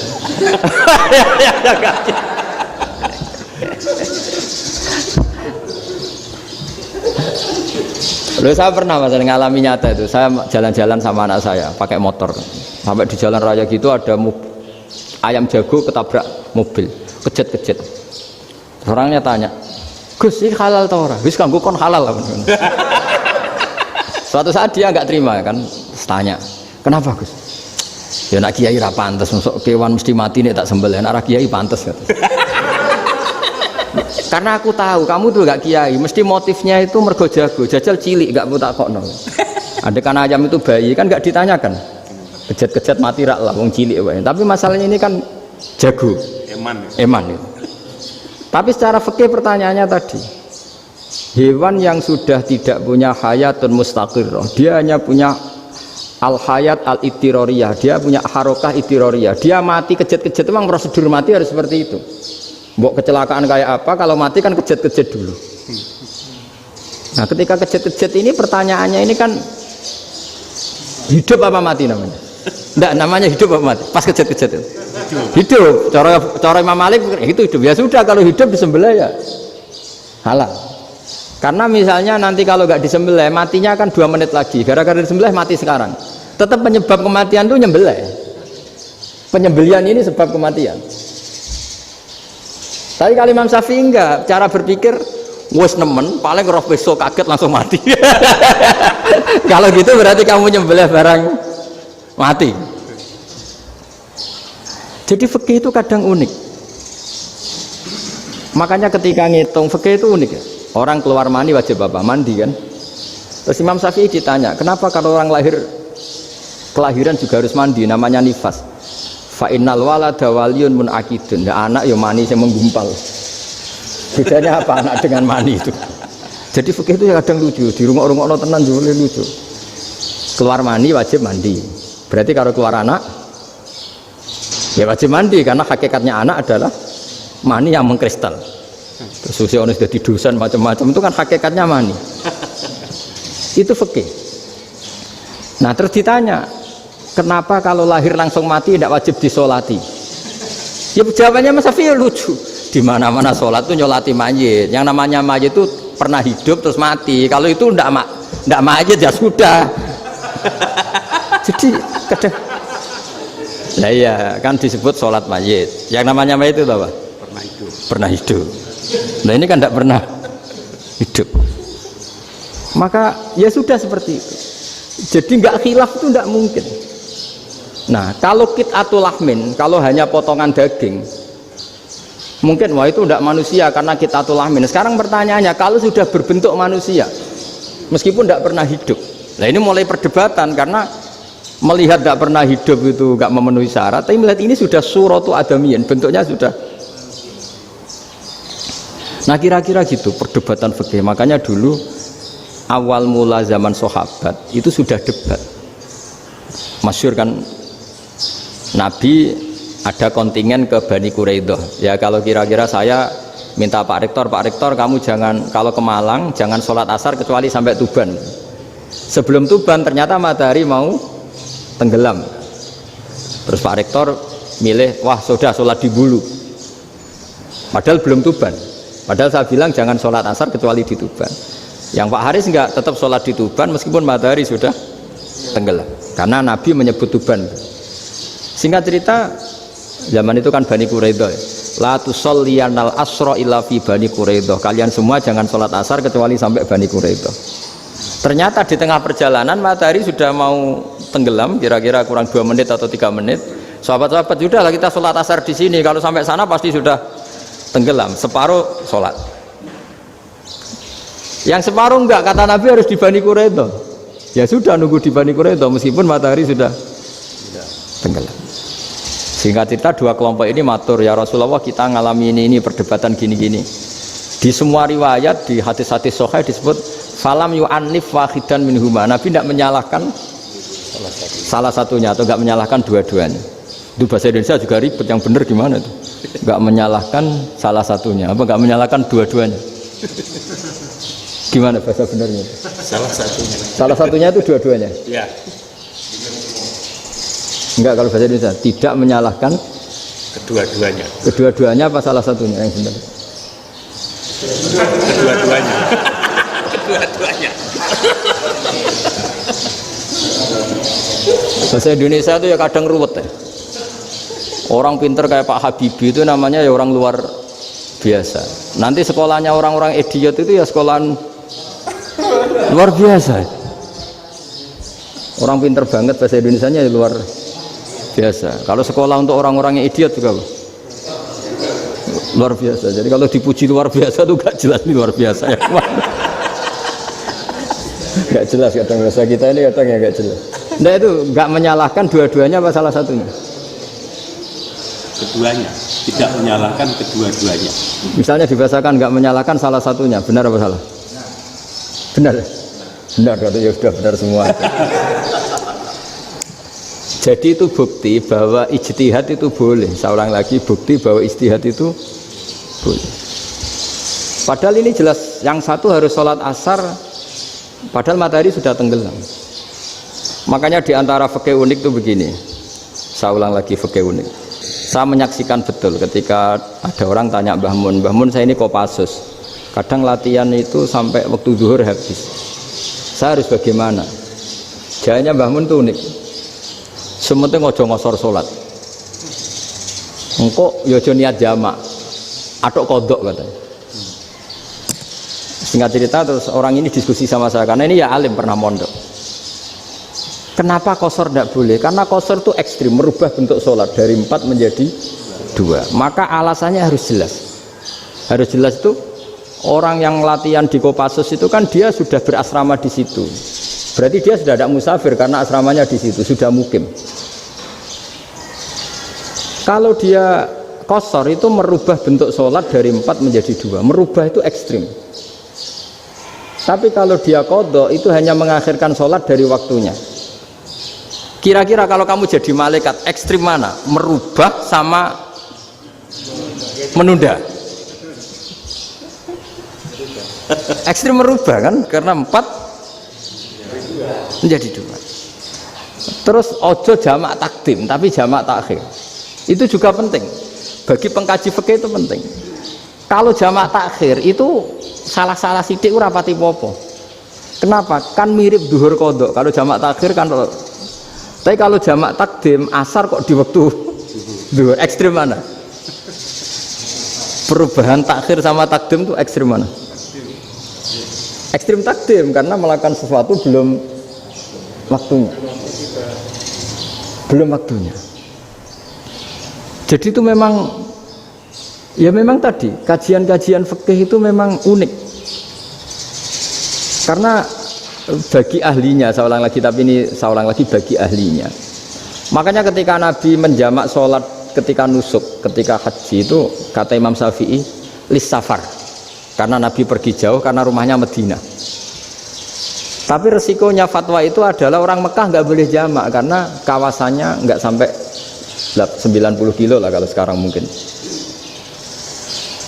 Tapi kalau tahu Imam Malik nggak, jalin nusuk sehingga orang Mekah pun yang haji ya boleh jamak karena alasan jamaknya karena nusuk, karena haji bukan karena jarak. Terus diteruskan lagi. Kalau karena pergi boleh jamak, memangnya pergi itu kenapa? Karena repot. Nah itu masalah kan masyakoh. Nah, terus mulai ada orang-orang yang ngawur kan resepsi jamak ribet. Wes resepsi duit utangan kan capek. Wah itu sudah jamak. Ribet kan. Jadi kalau sudah illatul hukmi itu sudah mesti bikin masalah. Kalau sudah illatul hukmi itu pasti bikin masalah. Nah, pertanyaannya jamak itu masih gampang karena bentuknya sholat masih 4.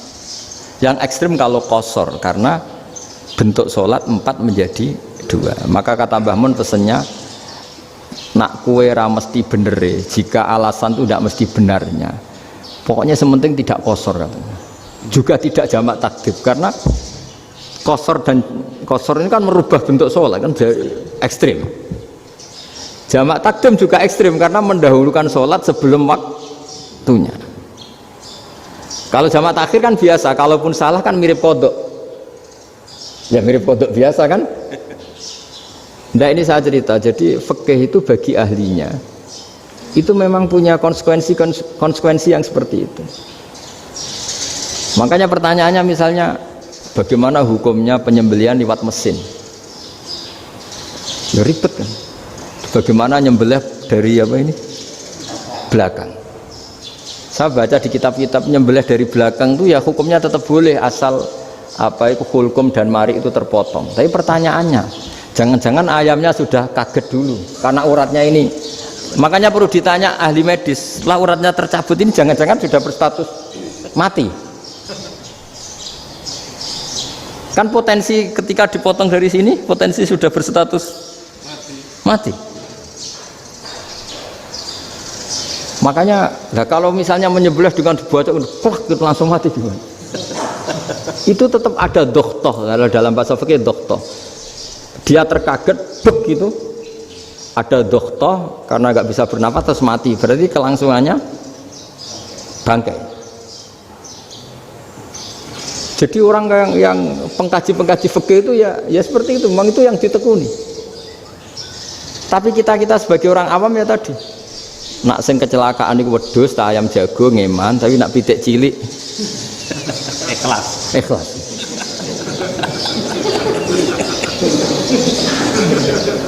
Makanya ada pertanyaan orang-orang, saya pernah ditanya itu ya bingung tenan. Gus, kalau ada orang mati oplosan misalnya, jenengan datang sholat enggak? Ya datang sholat kan, dia orang mukmin, saya tetap sholat. Kenapa? Ya kan matinya oplosan. Tapi andekan tokoh yang mati, kamu sholat enggak? Ya sholat kan dia tokoh. Jadi ribet. Fikih itu ribet. Makanya Imam Nawawi nanti ngendikan gini. Ada orang ngundang Nabi, ya Rasulullah, saya mohon nyolati ini. Nabi tanya, punya utang enggak? Punya. Nabi, saya enggak mau nyolati mayit yang punya utang. Terus ada sahabat datang, ya Rasulullah, utang itu tak ambil alih kami. Berarti dia sudah tidak punya utang. Terus Nabi kerso nyolati. Pertanyaannya, utang itu hal yang boleh. Saya ulangi, utang itu hal yang boleh. Tapi kenapa Nabi se-ekstrim itu? Tapi ketika Nabi mau kondur itu ngendikan gini, ini PR bagi UMM, ini PR. Nabi sebelum kondur bilang gini, sallu ala sahibikum. Jong, saya tidak nyolati ini, tapi tolong ini disolati. Terus kata Imam Nawawi, dianalogikan atau dikiaskan, siapapun pelaku dosa besar atau mati dalam keadaan tidak benar, misalnya pas dugem mati, pas oplosan mati, itu sebaiknya tokoh-tokoh itu enggak nyolati, karena nanti dianggap penghormatan. Misalnya ketua PP Muhammadiyah, rektor nyolati wong mati oplosan, kan keren. Mati oplosan disolati rektor. Ya sudah, tapi kalau nggak disolati nanti ada tradisi yang keliru, yaitu janazatul muslim tidak ngalami disolati, padahal siapapun yang muslim janazahnya harus disolati. Makanya setengah-tengah ya rasa rektor lah, bu satpam, bu satpam kudu tetap ada yang sholat gitu. Itu kata Imam Nawawi. Jadi ketika ada orang mati nggak benar, itu sebaiknya tokoh-tokohnya nggak ikut nyolati, tapi awamun nas, orang kebanyakan ikut sholat. Jadi fikih itu agak jelimet karena tadi ketika tokoh ini nyolati, pertanyaannya bedanya apa mbek sing mati ning masjid mbek mati oplosan? Karena sama-sama semua orang nyolati, kan tidak ada sanksi sosial itu. Tapi ketika nggak disolatkan sama sekali, wah lebih parah lagi. Ini ada janazatul muslim tidak disolati. Sehingga kata Imam Nawawi, ini hebatnya Nabi tengah-tengah. Jadi Nabi kundur, jong saya tidak nyolati, tapi sallu ala sahibikum. Ya tapi ini kamu harus nyolati. Terus kata Imam Nawawi, orang yang mati bunuh diri, orang yang mati oplosan, orang mati secara nggak benar itu asal dia muslim tetap wajib disolati, karena sholat ini hakul muslim. Kan seorang muslim diantara haknya apa? Ketika mati dikafani, dimandikan, disolati. Tapi ini masalahnya matinya pas murtakibul kabiroh, pas melakukan dosa besar, dan itu sebab kematiannya. Kalau dia oplosan, kan sebab matinya ya karena oplosan. Ya kan terus ribet. Mau disolati oleh, apalagi misalnya kita ketua ulama, punya terkenal wali, wah keren, mati oplosan itu disolati wali, kan ribet kan. Nanti yang repot malaikatnya. Itu ya, ini yang nggak kata bahaya. Saya pernah baca kitab itu yang repot malaikatnya. Itu ada yang bilang gini, orang yang punya hutang itu pasti nanti hisabnya berat, diaudit malaikat sampai bisa nyaur hutangnya. Sementara malaikat kena konstitusi, kalau Nabi mendoakan harus mustajab. Ini kan ada dua hukum yang berlawanan. Sekali Nabi berdoa Allahumma ighfir lahu warhamhu, itu harus dituruti malaikat. Nggak boleh doanya Nabi nggak dituruti malaikat. Sementara aturan Islam juga harus dituruti, bahwa orang yang punya utang harus tersandra oleh hutangnya. Tapi nasi dunia Pak Haris kan, nggak TNO, nggak ngefek gitu. Jadi misalnya Pak Haris dungo sampai nangis semua maghfir lahu kan, nggak ngefek. Malaikat nggak itu, nggak sudah lah Ustaz. Sortir. Tapi kalau Nabi yang berdoa kan harus dituruti. Ini masalahnya kan itu. Nah kalau diturutin berarti hutangnya harus bebas. Padahal secara aturan harus tersandra karena punya hutang. Nah, nanti sama kalau yang mati oplosan ini yang doain wali, kok wali sampai Allahumma ighfir lahu, doanya wali kan harus terkabul. Sementara secara hukum dia harus kena sanksi karena oplosan tadi. Daripada ngerepotno malaikat, sudahlah wali-wali ini tidak usah ikut nyolatin. Yang nyolati ya orang-orang nggak jelas ini, sehingga kan malaikat kan santai aja kalau mau nyiksa. Loh tapi kan sudah didoain, gak ngefek. Karena doanya orang-orang nggak penting. Itu ada tuh di sarah Muslim itu. Di sarah Muslim di bab ketika Nabi ngintikan babu qauli Rasulullah sallallahu alaihi wasallam sallu ala sahibikum. Jadi belajar fikih itu asik ya. Karena tadi harus dipelajari. Kalau enggak ilmu ini hilang. Terus nanti takutnya lagi ilmu fikih itu direduksi sosial. Terus misalnya gini, pepe wong cilik wae kiai-kiai ra gelem nyolati. Orang melihatnya ini karena yang oplosan wong cilik om larat ra disolati. Jajal bupati ya disolati, mergo amplopnya gede-gede kan terus ruwet kalau dianalisis gitu kan ruwet. Makanya kenapa saya harus ngomong fikih supaya semuanya itu enggak didudukkan urusan sosial itu. Nah kalau semuanya didudukkan sosial kan sentimennya sentimen sosial. Ribet. Padahal yang sering mati oplosan itu kan ngomong cilik gitu loh, karena tadi kalau wong sugih kan pakai whisky yang mahal yang insya Allah tidak mati kan gitu. Yang mati kan yo mergo Bertos macam-macam itu kan. Artinya ini kalau nggak diterangkan secara fikih, kiai-kiai yang nggak datang dikira masalah sosial kan. PP salam tempel era gede terus nggak datang kan, terus jadi ribet. Ya makanya ini lewat pengajian ini supaya sampean lebih tahu ya bahwa khazanah Islam ini kata beberapa ulama kafatal linnas, maknanya semuanya, sehingga Allah akan mentakdirkan kajian Islam akan ada di seluruh dunia. Jadi kenapa IAIN marak di Indonesia, UMM, Universitas NU banyak, karena agama ini kafatal linnas, tidak miliknya orang Arab tapi milik semua. Orang alimnya juga gitu. Ketika ada liga alim seluruh dunia, itu orang Indonesia, orang Afrika, ya selalu ada orang alim yang kelas dunia. Seperti dulu ada Imam Bukhari, itu as-sakhul kutub ba'da kitabillah, kitab terbaik setelah Quran itu Bukhari, padahal dikarang oleh orang Uzbek. Kata siapa? Islam As-Sobyan, ada orang Arab ngakui kalau kitab paling sahih itu Bukhari. Mekah Madinah pun mengakui kalau kitab paling sahih Bukhari, padahal pengarangnya ada orang Arab. Orang mana? Uzbek. Imam Ghazali yang diakui seluruh dunia itu Atos itu ikut Persia, juga bukan orang Arab. Sibawah jadi orang Persia. Nah ini yang belum ada orang Malang ini, tinggal PR ini. Ya nyusul ya. Ya saya kira demikian. Assalamualaikum warahmatullahi wabarakatuh.